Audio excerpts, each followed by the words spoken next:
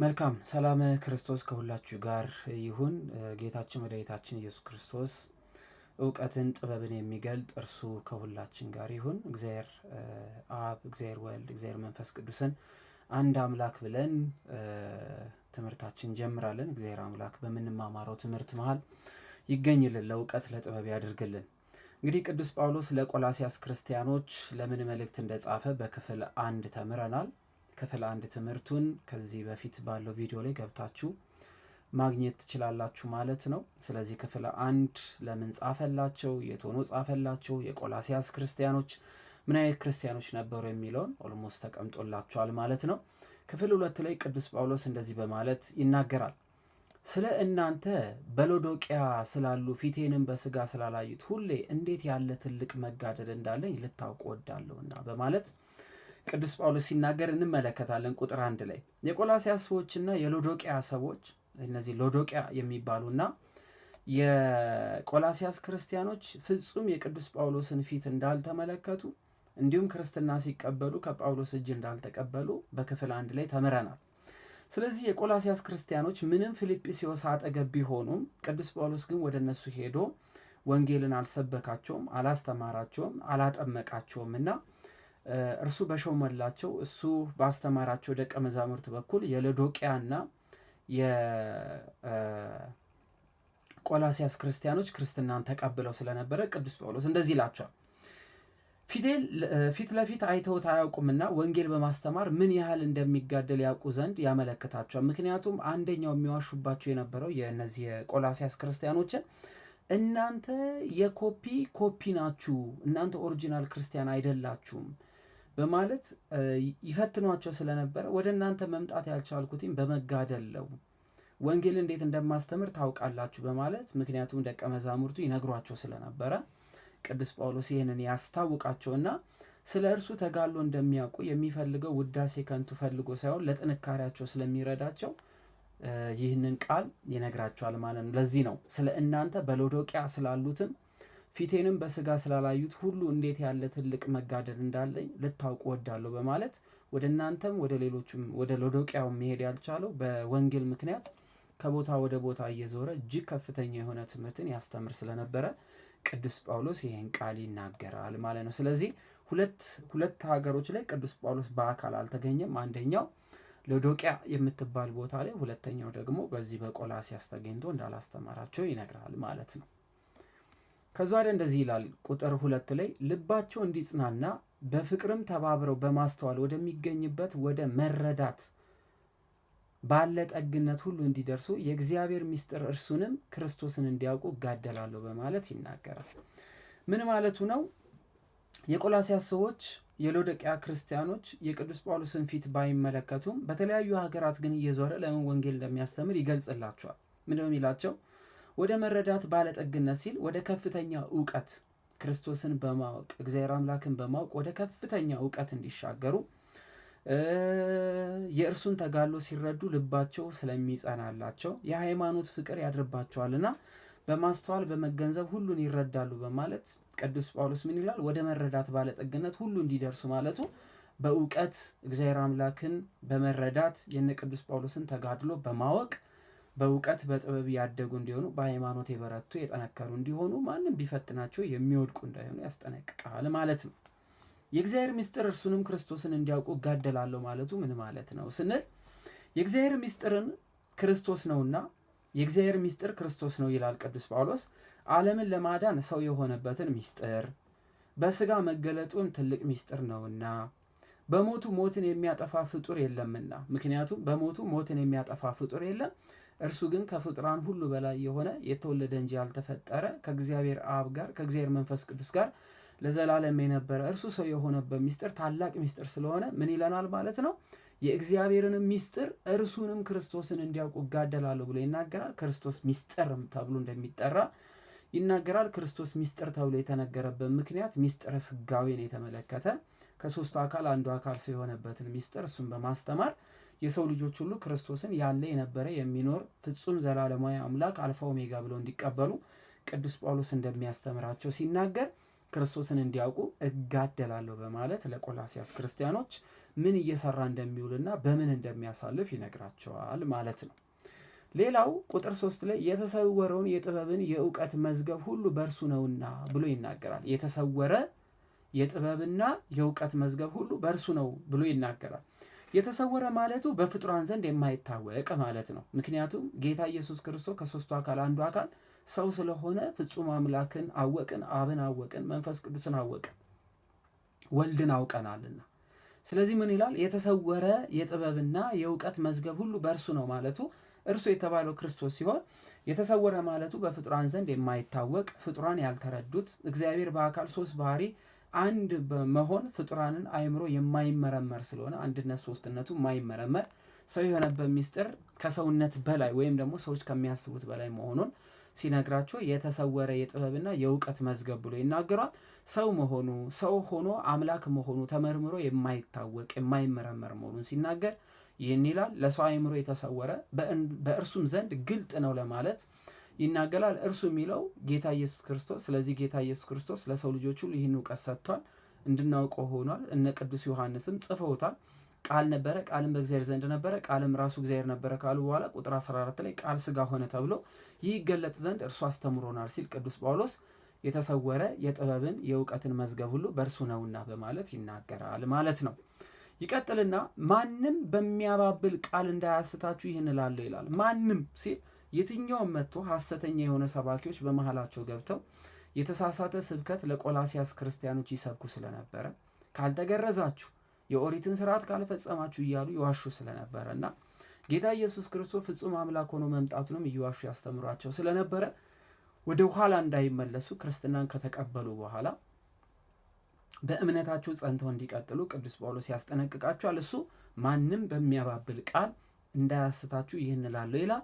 ሐሰተኛ ሰባኪ ሐሰቱን እውነት አስመስሎ በውብ ቃላት ውስጥ አሳምሮ የቆላሲያስ ሰዎችን ከአታላዮች እንዲጠበቁ ይመክራል ማለት ነው።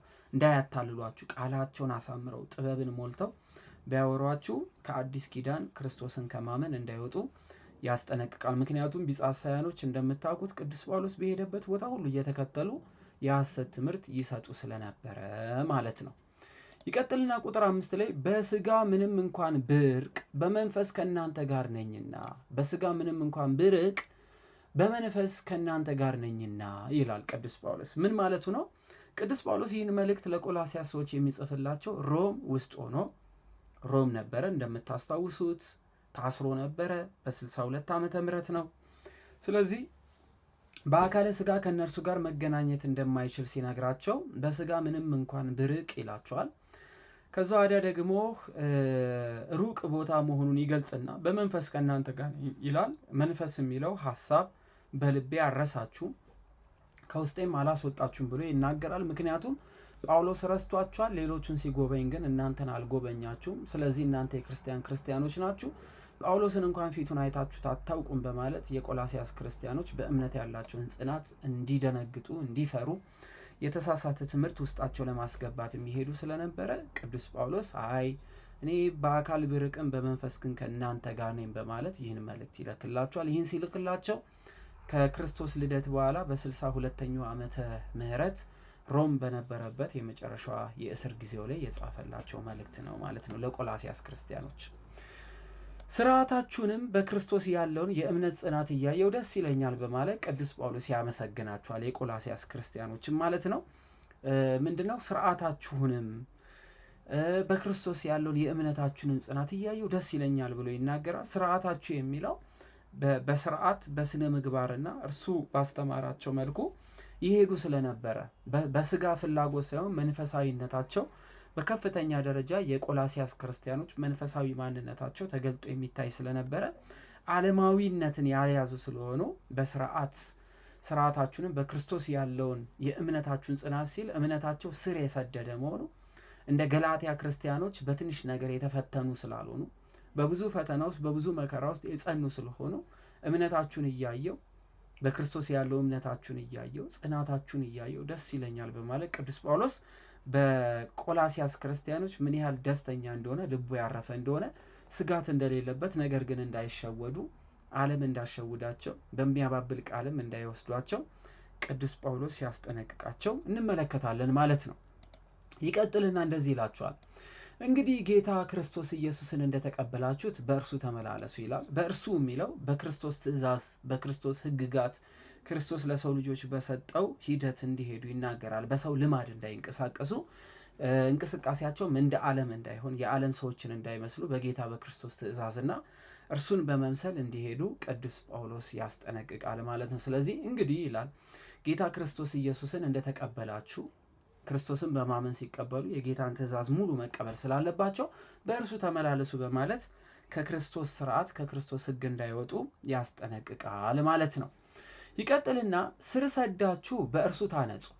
ስር ሰዳችሁ ማለት ሃይማኖታቸውን እንዲያጎለብቱ፣ እምነታቸውን እንዲያጠነክሩ፣ በሃይማኖት የጠነከሩ የበረቱ እንዲሆኑ፣ ስር ያለው ንፋስ ቢመጣ እንደማይወድቅ ሁሉ ስር የሚለው በሃይማኖት ጠንካራ ሆኖ የበረቱ፣ የሚያናውጽ ነገር ቢመጣ የታነጹ እንዲሆኑ፣ ያደጉ እንዲሆኑ፣ ጥቂትም ይሁን ታላቅ ከባድ የሆነ ችግር ቢመጣ ከሃይማኖት እንዳይወጡ አድርገው እንዲበረቱ ስር ሰዳችሁ በእርሱ ታነጹ ይላችኋል።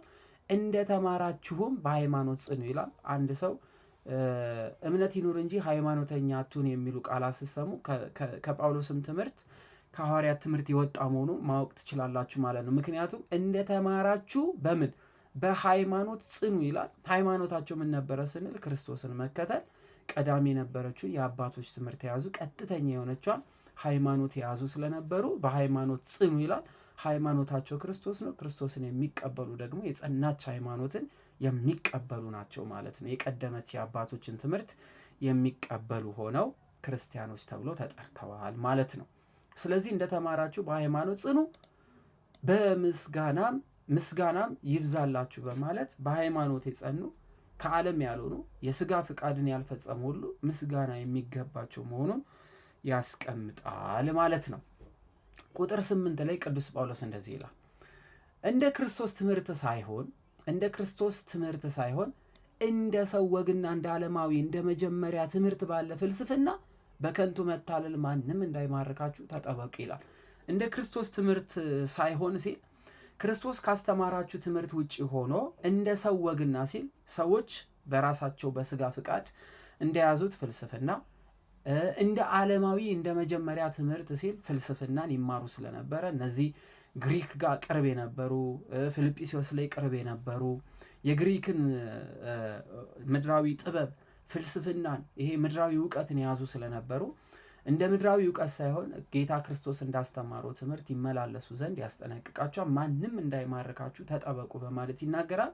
ምድራዊ በሆነ ቀሪ በሆነ ዓለማዊ በሆነ ምድራዊ በሆነ ትምህርት ውስጥ እንዳይያዙና የእግዚአብሔርን መንግስት ማሰብ ትተው በስጋና በደም እንዳይለኩ ያስጠነቅቃቸዋል ማለት ነው። የቆላሲያስ ክርስቲያኖችን እንቀጥላለን። በእርሱ የመለኮት ሙላት ሁሉ በሰውነት ተገልጦ ይኖራልና። ቅድም ጥያቄ ስጠይቀው ስጋ ክርስቶስ በነሳው ስጋ መለኮት ተዋህዷል የሚል አለ ወይ? እስቲ መለኮትነት አለው የሚል ከመጽሐፍ ቅዱስ አለ ስለው እንደዚህ የሚል ትምህርት አለ የሚል ጥያቄ አንስቶ ነበረ ካስታወሳችሁ። ቅዱስ ጳውሎስ ግን በዚህ በቆላሲያስ ትምህርቱም ይላል በእርሱ የመለኮት ሙላት ሁሉ በሰውነት ተገልጦ ይኖራልና በማለት ይናገራል። ፍጹም የሆነ መለኮታዊ አካል በሰውነት በስጋ ተገልጧል ሲል ነው። አምላክ በስጋ መገለጡን ሲናገር ነው። በእርሱ የሚለው ክርስቶስን ነው። የመለኮት ሙላት ማለት ፍጹም እርሱ ከማርያም የነሳው ስጋ መለኮትነትን ገንዘብ ያደረገ ስጋ መሆኑን ሲናገር ነው። ሁሉ በሰውነት ተገልጦ ይኖራል ማለት የማይታይ አምላክ በሰውነት በስጋ ተገልጦ ይኖራል ማለት ነው። በስጋ ተገልጧል ብሎ ያስቀምጣል ማለት ነው። ስለዚህ መለኮትነትን ገንዘብ ያደረገ ስጋ መሆኑን በዚህ ክፍል ማወቅ እንችላለን ማለት ነው። ቁጥር 10 ለአለቅነት ለስልጣናትም ሁሉ ራስ በሆነ በእርሱ ሆናችሁ ተሞልታችኋል ብሎ ይናገራል። የአለቅነት የስልጣናት ሁሉ ራስ ይሏል ክርስቶስን።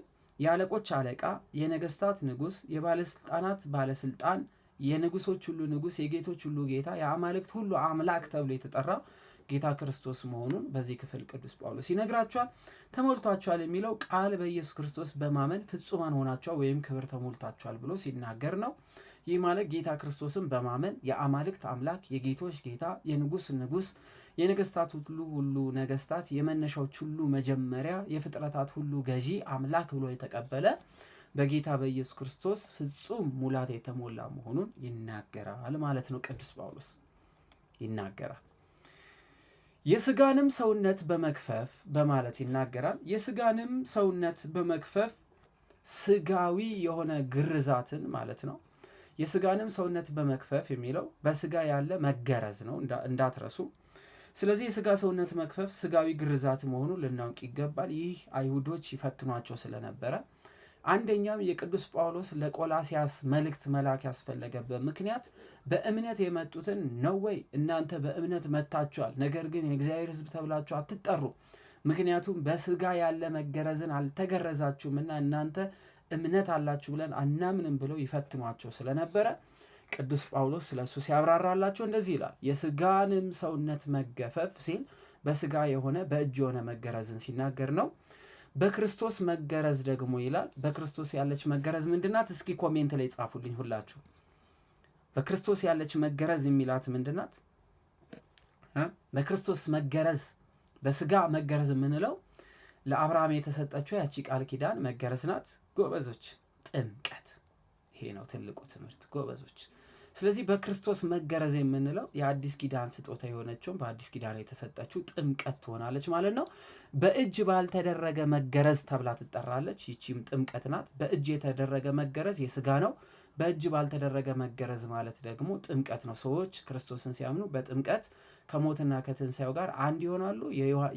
የሮሜ መልእክት ምዕራፍ 6 ከቁጥር 1 ጀምሮ ስታየው በእጅ ባልተደረገ መገረዝ ምን ማለት እንደሆነ ያስቀምጣል።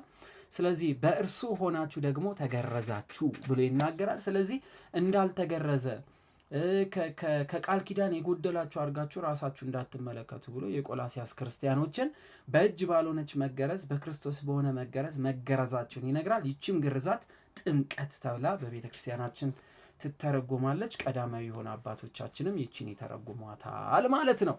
አይ ማስረጃ አለ። ቅዱስ ጳውሎስ እኮ እዚህ ጋር እኮ ስለ ጥምቀት አላወራም። ኧረ አውርቷል እንጂ ይኸው ቁጥር 12 ላይ በጥምቀትም ከእርሱ ጋር ተቀበራችሁ፣ በጥምቀትም ደግሞ ከሙታን ባስነሳው በእግዚአብሔር አሰራር በማመናችሁ ከእርሱ ጋር ተነሳችሁ ብሎ ይቺ በእጅ ያልሆነች መገረዝ በእርሱ ሆናችሁ ተብሎ የተነገረላት ይቺ ከሞቱ ጋር ሞት ከትንሣኤው ጋር ትንሣኤ የምታሰጥ የክርስቶስ መሆናችን ማረጋገጫ የሆነችው የእጅ ያልሆነች መገረዝ ጥምቀት መሆኗን ቅዱስ ጳውሎስ እዛው ቁጥር 12 ላይ ዝቅ ብሎ ያስረዳቸዋል ማለት ነው። ዝቅ ብለን ስንመለከት ቁጥር 13 ላይ እንደዚህ የሚል ክፍል እናገኛለን። እናንተ በበደላችሁና ስጋችሁን ባለመገረዝ ሙታን በሆናችሁ ጊዜ ይላል። ይህ ማለት ምንድን ነው? ክርስትና ሳይነሱ በፊት የእግዚአብሔር ሰዎች ሳይሆኑ በፊት ክርስቶስን ሳይቀበሉ በፊት በዓለም ስለነበሩ ጣዖታትን ያመልኩ ስለነበረ በብሉይ ኪዳን ሕዝበ እስራኤል ተገርዘው የእግዚአብሔር ሕዝብ ሆነው ሲጠሩ የቆላሲያስ ሰዎች ግን በዛው በብሉይ ኪዳን በነበሩበት ወቅት ላይ ጣዖታትን አምላኪ ስለነበሩና በአዲስ ኪዳን ግን የጳውሎስን ትምህርት የሌሎችንም ትምህርት ሰምተው ክርስቶስን በማመን በእጅ ባልሆነች መገረዝ መምጣታቸውን ከነገራቸው በኋላ ምን ይላል? ቁጥር 13 ላይ እናንተ በበደላችሁና ስጋችሁን ባለመገረዝ ሙታን በሆናችሁ ጊዜ ከእርሱ ጋር ሕይወት ሰጣችሁ፣ በደላችሁን ሁሉ ይቅር አላችሁ ይላችኋል። በደላችንን ሁሉ ይቅር ያለን በምኑ ነው? ጎበዝ ጻፉ እስኪ። በምኑ ነው? ለዓለም ለሆንን በዓለም ለነበሩ ክርስቶስ በምንድን ነው በደላችን ሁሉ ይቅር ያለው? በምን በኩል ዋጀን? አንድ ጊዜ በተደረገች ስራ። በምን? በመስቀል በሞቱ አይደለ? ስለዚህ በደላችን ሁሉ ይቅር አላችሁ ብሎ ጳውሎስ ሲናገር በሞቱ።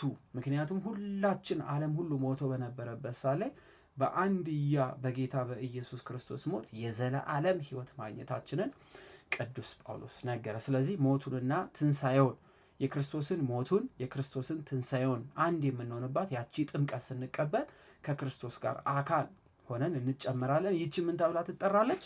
በእጅ ያልሆነች መገረዝ ተብላ ትጠራለች ማለት ነው። ቁጥር 14 ላይ በእኛ ላይ የነበረውን የሚቃወመንም በትእዛዛት የተጻፈውን የዕዳ ጽሕፈት ደመሰሰው። ይህ የዕዳ ጽሕፈት ተብሎ የተጠራው ምንድን ነው? በእኛ ላይ የነበረውን ብሎ ይናገራል። የዕዳ ጽሕፈት ብሎ ይናገራል። ምንድን ነው የሚያሳየው? ምንድን ነበረ የዕዳ ጽሕፈቱ? ኃጢአት፣ ሞት አይደል? ሞት ነው። አዳም በደል እንዳትበድል ከበደልክ ግን ምን ትሆናለህ ተብሎ ነበረ? ትሞታለህ። ስለዚህ አዳም ሞት በኃጢአት ምክንያት ምን አግኝቶታል? ሞት። ስለዚህ ቅዱስ ጳውሎስ ምን እየነገራቸው ነው? በእኛ ላይ የነበረውን ሲል በእኛ ማለት ራሱንም ጨምሮ ነው የሚናገረው። በእኛ ላይ የነበረውን የሚቃወመንንም ሲል ነፃ ፍቃዳችንን የከለከለን ከእግዚአብሔር ጋር ልጅነታችንን ያጠፋብንን በኃጢአት ምክንያት የመጣው ሞት ነው። በትእዛዝ የተጻፈውን የዕዳ ጽሕፈት ደመሰሰው ብሎ ያስቀምጣል ማለት ነው። ስለዚህ ዘፍጥረት ምዕራፍ 3 ከቁጥር 15 እስከ 19 ላይ ያለውን ክፍል ይነግራቸዋል ማለት ነው። ስለዚህ ዲያብሎስ አዳምና ሔዋንን ምን አድርጓቸው ነበረ? ሞትን እንዲያገኙ አድርጓቸው ስለነበረ ያ አዳምና ሔዋንን ያገኛቸውን ሞት እርሱ በሞቱ ምን ብሎልናል? አጥፍቶልናል ብሎ ቅዱስ ጳውሎስ ለቆላስያስ ክርስቲያኖች ይነግራል። እርሱንም በመስቀል ጠርቆ ከመንገድ አስወግዶታል ይላል። እርሱንም በምን? በመስቀል ጠርቆ ምን አድርጎ ከመንገድ አስወጥቶታል። ይህ ማለት ምንድነው? ዲያብሎስን በመስቀሉ አስጨንቆ ከማሳት መንገድ አስወግዶ ይይዟል ማለት ነው። እንግዲህ አይሁድ ጌታን ሲቸነግሩ ዲያብሎስን ሕማም ይሰማው ስለነበረ ዲያብሎስ ተይዞ ስለነበረ በትርጓሜ መጽሐፍት አንድምታ ላይ ጌታ ኢየሱስ ክርስቶስ በሚስማር ሲቸነከር ዲያብሎስ ግን ሕማም ይሰማው ስለነበረ የሰው ልጆችን እግዚአብሔር አምላክ አስጨንቆ የያዘውን ዲያብሎስን አስጨንቆ የሰው ልጆችን ሁሉ ነፃ እንዲለቅ የደም ዋጋ የከፈለልን ስለሆነ በደም ነፃነት የተሰጠን ዲያብሎስን ባዶ ማስቀረቱ ሞት ገዝቶን የነበረውን የሰው ልጆች ሁሉ ወደ ዘላለማዊ ሕይወት እንደመለሰን ቅዱስ ጳውሎስ ሲነግራቸው እርሱንም በመስቀል ጠርቆ ሲል አስጨንቆት ከመንገድ አስወግዶታል በማለት ይናገራል። ዲያብሎስ የሰው ልጆች ሁሉ አስጨንቆ ነበር የያዘው። ጌታ ክርስቶስ ደግሞ በመስቀል በሞቱ ዲያብሎስን አስጨንቆ የሰው ልጆችን ሁሉ እንዲለቅ አድርጎታል ማለት ነው። ጌታ ኢየሱስ ክርስቶስ ስሙ የተመሰገነ ይሁን። ይህንን ክብር ላደለን፣ ይህንን ጸጋ፣ ይህን ነጻነት ለሰጠን ለእርሱ ለዘላለማዊ ጌታ ክብር ምስጋና ይግባው። አሜን። ይቀጥልና ቅዱስ ጳውሎስ አለቅነትና ስልጣናትን ገፎ ድል በመንሳት ሲል የዲያብሎስን ስራ፣ የዲያብሎስን እቅድ፣ የዲያብሎስን ዓላማ ሁሉ ስልጣናቸውን ሁሉ ነጥቆ በሰው ልጆች ላይ የነበራቸውን ስልጣን ሁሉ ገፎ የሰው ልጆችን ምን አድርጓል? ነፃ አውጥቷልና ድል በመንሳት ይላል በእርሱ እያዞራቸው በግልጥ አሳያቸው በማለት በግልጥ ነፃ አውጥቶናል፣ በግልጥም ደግሞ ነፃነትን ሰጥቶናል በማለት ቅዱስ ጳውሎስ ይናገራል ማለት ነው። ነፃ አድርጎናል፣ በነፃነት እንድንመላለስ አድርጎናል በማለት በኃይል ይዞን የነበሩ በኃይል ጠርቆ ይዞን የነበረውን በሞት ውስጥ አግዞን የነበረው ዲያብሎስን አለቅነቱን ገፎ ስልጣኑን ገፎ የሰው ልጆችን ስልጣን ጌታ ክርስቶስ እንደመለሰ ይነግራቸዋል ማለት ነው። ይቀጥልና እንደዚህ ይላል፣ እንግዲህ በመብል ወይም በመጠጥ ወይም ስለ በዓል ወይም ስለ ወር መባቻ ወይም ስለ ሰንበት ማንም አይፈርደባችሁ በማለት ይናገራል። ለምን ይሄን በላችሁ? ለምን ይሄን ጠጣችሁ? ለምን ይሄን በዓል አላከበራችሁም? እንዴት በሰንበት ትራመዳላችሁ? እንዴት በሰንበት ውሃ ትቀዳላችሁ? ለምን ይሄን ታረጋላችሁ? እያሉ አይሁዶች እጅግ በጣም የቆላስያስ ክርስቲያኖችን ያስጨንቁ ስለነበረ በተለይ ደግሞ እነዚህ ክርስቶስን በማመን የመጡትን ሁሉ አልተገረዛችሁም፣ ይሄን ምግብ በላችሁ፣ ይሄን መጠጥ ጠጣችሁ፣ በሰንበት ቀን ቤታችሁን ከፈታችሁ፣ ለምንድነው የምትራመዱት? እያሉ እጅግ አስጨናቂ ነበረችውን በተለይ 10ቷን ሕግጋት ለመጠበቅ ተብሎ የወጡ ከ500 በላይ የሚጠበቁ ትእዛዛቶችን ይዘው መጥተው ያስጨንቋቸው ስለነበረ ቅዱስ ጳውሎስ አይ በዚህ ጉዳይ ማንም አይፍረድባችሁ፣ በክርስቶስ ነፃ ወጥታችኋል፣ ስለ መብል ስለ መጠጥ ስለምታደርጉት ነገር ማንም ሊፈርድባችሁ አይገባም ብሎ ቅዱስ ጳውሎስ በምግብም በመጠጥም ወይም በበዓል ምክንያት ወይም ወር መባቻ ስለገባ ወይም ስላልገባ፣ ስላከበሩ ስላላከበሩ፣ በሰንበት ቀን ስለተራመዱ ስላልተራመዱ፣ በሰንበት ቀን ውሃ ስለቀዱ ስላልቀዱ የሚፈረድባቸው እንዳልሆነ ቅዱስ ጳውሎስ ይናገራል ማለት ነው። እንግዲህ ይህን ነገር በደንብ አድርጋችሁ እንድታስተውሉ አደራ ማለት ፈልጋለሁ። በተለይ የሉቃስ ወንጌልን ተምረን የሮሜ መልእክት ተምረን በነበረበት ሰዓት እንዲሁም የቆሮንጦስን ትምህርት በተምረን በነበረበት ሰዓት ምን ማለት እንደሆነ በእምነት የመጡ ሰዎች በዚህ ነገር እንዳይጠየቁ እንደተቀመጠ አይተናል። እንዲሁም ደግሞ እዚሁ የሐዋርያት ሥራ ምዕራፍ 15 ላይ ሐዋርያት በደነገጉት ድንጋጌ እኛ ያላዘዝናቸው ከራሳቸው በሆነ ሕግ እያበዙባችሁ እንደሚያስጨንቋችሁ እናውቃለን በማለት እንዴት አድርገው እንዲጠነቀቁ እንዴት አድርገው ራሳቸውን መጠበቅ እንደሚገባቸው በያዕቆብ በኩል ጳውሎስን፣ በርናባስን፣ ሌሎችንም እንዴት አድርገው ሐዋርያት እንደላኩ ታስታውሳላችሁ። የሐዋርያት ሥራ የተማራችሁ ከኛ ጋራ ማለት ነው። ስለዚህ በመብልም በመጠጥም ወይም ስለ በዓል ወይም ስለ ወር መባቻ ወይም ስለ ሰንበትም ማንም ሰው በእናንተ ላይ አይፍረድባችሁ በማለት ይናገራል። የአይሁድ ፍርዱ እጅግ በጣም አስጨናቂ እጅግ በጣም ከባድ እንደሆነ ማስተዋል ይኖርብናል ማለት ነው። ይቀጥላል። እነዚህ ሊመጡ ያሉትን ነገሮች ጥላ ናቸውና በማለት ይናገራል። እነዚህ በኦሪት ምን ነበሩ? ለአዲስ ኪዳን መምጣት ጠባቂ ነበሩ፣ ከለላይ ነበሩ። ሰዎች በስጋ ፍቃድ እንዳይወድቁ መጠበቂያ የነበሩ ናቸው። ነገር ግን አካሉ ግን ማን ነው? ክርስቶስ ነው በማለት ለምንድን ነው እንደዚህ ያላረጋችሁ? በሰንበት ለምን ተራመዳችሁ? ለምን ይሄን በላችሁ? ለምን ይሄን ጠጣችሁ? እያሉ አያስጨንቋችሁ። ይህ ማለት ምን ማለት ነው? እውነተኛ ለሆነ ለክርስቶስ መምጣት ምንድን ነው እያለ ነው? አካሉ ጥላ ነው።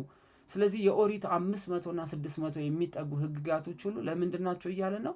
ለአዲስ ኪዳን መምጣት ለክርስቶስ መጠበቂያ፣ መከለያ፣ ሰዎች እንዳይወድቁ በስጋ እንዳይወድቁ እንዳይፈተኑ መጠበቂያ ናቸው በማለት ቅዱስ ጳውሎስ እነዛን አይሁድ ይከተሏቸው የነበሩ በጣም ሰዎችን በቃ የህይወታቸውን ሰው ሆኖ መፈጠራቸውን እስከሚጠሉ ድረስ ያስጨንቁ የነበሩ ህግጋቶች በጠቅላላ በክርስቶስ የተከለከሉ የተሻሩ መሆናቸውን ያስቀምጣል ማለት ነው። ኤክሰፕት ከምን ውጪ? ከ10ቱ ህግጋት ውጪ። ምክንያቱም እነዚህ 500 ምናምን የሚሆኑት እነዛን ህግጋት ለመጠበቅ ነው። ለምሳሌ አይን ያጠፋ አይኑ ይጠፋል፣ የሰረቀ እጁ ይቆረጣል፣ የገደለ ይሞታል። እነዚህ መነሻቸው ምንድነው? አትስረቅ ከሚለው ላይ የሰረቀ እጁ ይቆረጣል የሚል ጠንካራ የሆነ ህግ ወጣበት።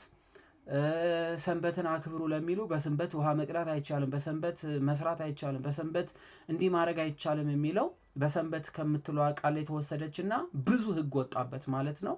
የሆነ ቀን ላይ እንዴት እንደሰሩት መቼ እንደሰሩት እነግራቸዋለሁ። እነዚህን ህግጋት ፈሪሳውያኖች ያወጣቸው ህግጋቶች ናቸው። ዋናውን 10ቱን ህግጋት ለመጠበቅ ለ10ቱ ህግጋት ከ500 በላይ የሚሆኑ ህግጋት ተወለዱ ማለት ነው። ስለዚህ ከጌታ ዘንድ የተሰጡ 10 ህግጋት ቢኖሩ እነዚህን 10ቱን ህግጋት ለመጠበቅ ግን ቁጥር ስፍር የሌላቸው ህግጋት ወጥተዋል ማለት ነው። አትግደል የሚለው ለመጠበቅ የገደለ ይገደላል የሚል ጠንካራ ህግ ወጣ ማለት ነው። ስለዚህ ሰዎች አትግደል ብቻ ቢባል ሊገሉ ይችላሉ። የገደለ ግን ይገደላል ካልን ግን አትግደል የምትለዋን ነገር አይዳፈርም ብለው ህግ አውጥተዋል ማለት ነው። እንደነዚህ አይነት ህግጋቶች በጣም በከፍተኛ ደረጃ በስተው ስለነበረ ቅዱስ ጳውሎስ ምን ይላል? እነዚህ ሲል ቁጥራቸው ብዙ መሆኑን ይናገራል። ሊመጡ ያሉ ነገሮችን ጥላ ናቸው ይላል። ጥላ ማለት ጠባቂ፣ እውነተኛ ያልሆኑ ግን የሚጠብቁ ናቸው ማለት ነው። አካሉ ግን ምንድነው? ክርስቶስ ነው። ስለዚህ ክርስቶስን በማመን የዘላለም ህይወት ይገኛል እንጂ ስላልተገረዘ ክርስቶስን አትቀበልም፣ ይህን ስላደረግ ከዘላለም ህይወት ወጥተሃል የሚል ህግ የለም ነው። ይቀጥላል። ትህትናንና የመላእክትን አምልኮ እየወደደ ይላል። ምን ማለት ነው? የሚያስት ወይም የሚያስክድ ሰው የትህትናን ቃል እየተነገረው ሊያስት ስለሚችል፣ ስለዚህ የመላእክት አምልኮ ማለቱ የጸሐፍት የፈሪሳውያን የአይሁድ አለቆች አምልኮ ማለት ነው። ስለዚህ ልክ እንደ መላእክት ልክ ትህትናን የተሞሉ አድርገው ስለሚሄዱ ማለት ነው። ትህትናና የመላእክትን አምልኮ እየወደደ ባላየውም ያለ ፍቃድ እየገባ በስጋዊ አእምሮ በከንቱ እየታበየ ማንም አይፍረድባችሁ በማለት ይናገራል። እነዚህ ፈሪሳውያን አይሁዳኖች ትህትናን ያደረጉ መስለው የመላእክትንም አምልኮ የወደዱ መስለው ነገር ግን ምን ያደርጋሉ? በከንቱ እየታበዩ ይፈርዱባቸው ስለነበረ ይዋሹ ስለነበረ ማስረጃ ለምሳሌ ስዘሙት የተያዘቿን ሴት ብቻ ይዘው መጡ። ነገር ግን በሙሴ ህግ መሰረት ወንዱን መያዝ ነበረበት። ወንዱን ትተው ሴቷን ይዘው መጡ። ክርስቶስን ለመፈተን እንጂ ለህግ አስበው እንዳልሆነ እዛ ክፍል ላይ ታያላችሁ። ምን እናርጋት ብሎ እንደጠየቁ ሴቷ ላይ ለመፍረድ ላለመፍረድ ሳይሆን ራሳቸው ኃጢአት እየሰሩ ራሳቸው ለህጉ ሳይገዙ ምስኪኖችን ግን በህግ ምክንያት ያስጨንቁ ስለነበረ ጳውሎስ ከዚህ አንጻር ተነስቶ ይናገራል ማለት ነው። በስጋዊ አእምሮ ማለቱ መንፈሳዊ ነገር ያልተቀላቀለበት ስጋዊ የሆነ ዓለማዊ የሆነ እውቀትን ይዘው ይንቀሳቀሱ ስለነበረ ማለት ነው። ምዕመናን በክርስቶስ ስም ሲጠመቁ የክርስቶስን ስጋውን ሲበሉ ደሙ ሲጠጡ ስጋዊ እውቀትን አጥፍተው ምን ይይዛሉ ማለት ነው? መንፈሳዊ እውቀት ይይዙ ስለነበረ ከዓለማዊ እውቀት መንጭቶ በሚመጣ ነቀፋ እንዳይደነግጡ ያሳስባቸዋል ማለት ነው። አትፍሩ፣ ከዓለም እውቀት የሚመጣ ነገር ሁሉ አያስደንግጣችሁ፣ እናንተ መንፈሳውያን ናችሁ ብሎ ጳውሎስ በከንቱ የስጋ አእምሮ ወይም በስጋዊ አእምሮ የሚለው ስጋዊ የሆነ መታበይን የያዘ ቃል ቢመጣባቸው እንዳይደነግጡ ያስጠነቅቃል ማለት ነው። ቁጥር 19 እንደዚህ ያለ ሰው ራስ ወደሚሆን አይጠጋም በማለት ይናገራል። ራስ የሚለው ክርስቶስን ነው። ስለዚህ ሰው ስጋዊ የሆነ ሀሳብ ቢይዝ ራስ ወደ ሆነው ወደ ጌታ ክርስቶስ እንደማይጠጋ በከንቱ ሀሳብ እንደሚወድቅና ስጋዊ የሆነ ምኞት ብቻ እንዳለው ይናገራል። ከእርሱም አካል ሁሉ በጅማትና በማሰሪያ ምግብን እየተቀበለ እየተጋጠመ እግዚአብሔር በሚሰጠው ማደግ ያድጋል በማለት ይናገራል።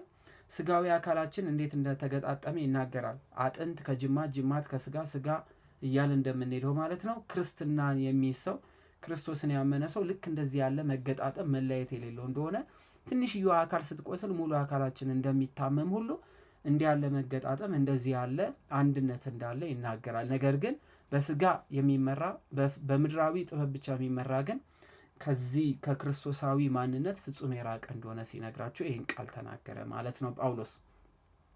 ቁጥር 21 ከዓለማዊ ከመጀመሪያ ትምህርት የሚለው የምድር ትምህርት ነው፣ ፍልስፍና ምድራዊ የሆነ ትምህርት ነው። ርቃችሁ ከክርስቶስ ጋር ከሞታችሁ ይላል። ከምድር ሳይሆን ክርስቶስን በማመን ሞቱን በሚመስል ሞት ከክርስቶስ ጋር አንድ ከሆናችሁ በኋላ ማለት ነው። በክርስቶስ ሞት ሞትን ቀብራችሁ ስጋዊ ፍቃድን ቀብራችሁ ስጋዊ የሆነ እውቀትን ገላችሁ ማለቱ ነው። እንደ ሰው ስርዓት ትምህርት አትያዝ። እንደ ሰው ስርዓት ትምህርትም ሲል የሰውን ትምህርት ወይም ደግሞ የሰው ስርዓት ወይም በሰው የተሰራ ስርዓትን ሲናገር ነው። ከዛ ወዲያ ምን ይላል? አትያዝ፣ እሺ፣ የሰው ስርዓትን አትቅመስ፣ በሰው ስርዓት አትንካ ለሚሉት ትእዛዝ በዓለም እንደምትኖሩ ስለምን ትገዛላችሁ በማለት ይሄ አልተገረዛችሁም፣ እንዲህ አልሆናችሁም፣ ይህን አላደረጋችሁም፣ አትቅመሱ፣ አትብሉ፣ አትራመዱ፣ አትንቀሳቀሱ እያሉ በኦሪት ልክ ዘሌዋውያን ምዕራፍ 5 ቁጥር 1 እስከ 6 ዘኍልቍ 19 11 ላይ እነዚህን ነገሮችን ይዘው ወይም ደግሞ ትምህርተ ትስብእት ተብሎ ይናገራል። የሰው ትእዛዝ ተብሎ ነው የሚጠራው። እነዚህን ህግጋት አድርጉ ለሚሏችሁ ለምን ነው የምታደርጉት ብሎ ይጠይቃቸዋል። ምክንያቱም እናንተ በክርስቶስ ሕያው ሆናችኋል ብሎ ይናገራል። እነዚህ ሁሉ መደረግ ሊጠፉ ተወስነውልናል ይላል። ደም የነካ ይወገዝ፣ የሰረቀ ይቆረጥ፣ የገደለ ይገደል፣ ዓይን ያጠፋ ያጥፋ፣ እንደዚህ ሆነ ተብሎ የወጡ እነዛ አስጨናቂ የነበሩ ህግጋት ሁሉ በክርስቶስ ምን ብሏል? ተሽሯል ብሎ ይናገራል ማለት ነው ቅዱስ ጳውሎስ። ይህ እንደ ገዛ ፍቃድ በማምለክና በትህትና ስጋን በመጨቆን ጥበብ ያለው ይመስላል ብሎ ያስቀምጣል። ምን ማለቱ ነው? እንደ ገዛ ፍቃድ ማለት ሰው በራሱ ተነሳሽነት የሚያደርገው እንደ ፍቃዳቸው ያመልኩታል፣ እግዚአብሔር እንደሚፈልገው ሳይሆን ብሎ ይናገራል። ይህ ማለት ምንድን ነው? እንዴት አይሁዶች እጃቸውን ታጥበው ነው የሚበሉት፣ ያንተ ደቀ መዛሙርት ግን እጃቸውን ሳይታጠቡ ይበላሉ ብሎ ሲናገሩት ወደ ሆድ የሚገባ ምን አይልም አያረክስም ከሆድ የሚወጣ እንጂ አለ። ስለዚህ እጅ ሳይታጠብ መብላት የሚጎዳው ራሱን ነው እንጂ ከእግዚአብሔር መንግስት የሚያወጣ አይደለም። በአይሁድ ስርዓት ግን እጅ ሳይታጠብ የበላ ሰው ትልቅ ቅጣት ይጠብቀዋል ማለት ነው። ወይ ከብት ይዞ መምጣት አለበት፣ ወይ በግ ይዞ ይመጣል፣ ወይ ፍየል ይዞ ይመጣል፣ ወይ ደግሞ የሆነ ነገር ይዞ መጥቶ መስዋዕት ማቅረብ አለበት እንጂ ከመቅደሱ ረክሳል ብሎ ያስወጡት ነበረ። ስለዚህ ጌታ ክርስቶስ የመለሰላቸው መልስ ማስተዋል ትችላላችሁ። ወደ ሆድ የሚገባው አያረክስም፣ ከአፍ የሚወጣው ግን ያረክሳ ሲል ቃል የሰው ልብ ይሰብራል። ወደ ሆድ የገባ ምግብ ግን በሆድ በኩል ይወጣል። ቢታመም ባለቤቱን የሚጎዳው ክርስቶስን የሚጎዳው ወይም እግዚአብሔር የሚጎዳው ነገር የለም።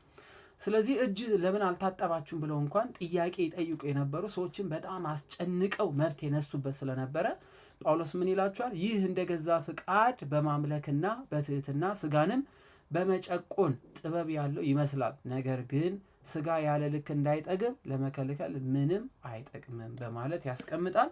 ይህ ማለት ምንድነው? ቅዱስ ጳውሎስ ስጋዊ አካላቸውን በመግረዝ እንደሚጸድቁ የሚያስቡ ሰዎች ወደ እውነተኛ የመጽደቂያ መንገድ ወደ እምነት ለመምጣት የግዝረትን ዋጋ ቢስነት ይገልጣል ማለት ነው። ስጋን በመጨቆን ጥበብ ያለው ይመስላል የሚለው ግዝረት ጥበብ የሚመስል ነገር ግን ጥበብ አለመሆኑን አስረድቶ ግዝረት የሚገለግለው ስጋ ያለ ልክ እንዳይጠግብ ለማድረግ ነው እንጂ ሌላ ጥቅም እንደሌለው ያረጋግጣል። የቆላስይስ ሰዎችን ግዝረት መጽደቅ እንደማይቻል በግዝረት መጽደቅ እንደማይቻል ተገንዝበው በእምነታቸው እንዲጠነክሩ አስረድቷቸዋል። ስጋን በመጨቆን ብሎ የሚናገረው ግዝረትን የሚፈጽመው ስጋን በመቁረጥ ስለሆነ ነው። ስለዚህ የስጋ ሕመምን በማድረግ ዘላለማዊ መንግስት የሚገኝ መስሏችሁ ከሆነ አይደለም። ዘላለማዊ ሕይወት የሚገኘው ዘላለማዊ መንግስት የሚገኘው ጌታ ክርስቶስን በማመን ሞትና ትንሣኤውን በሚመስል ጥምቀት ከእጅ ባልሆነች መገረዝ በመገረዝ የዘላለም ሕይወት ይገኛል ብሎ የቆላስይስ ክርስቲያኖችን ቅዱስ ጳውሎስ ያበረታቸዋል፣ ያጠነክራቸዋል ማለት ነው። ይህ ነው እንግዲህ ይቆየን። ወስብሐት ለእግዚአብሔር ወለወላዲቱ ድንግል ወለመስቀሉ ክብር። እንግዲህ ይህ ትምህርት ያመለጣችሁ ካላችሁ ዩቲዩብ ላይ ነገ ከቀኑ 6 ሰዓት ላይ ይጫንላችኋል።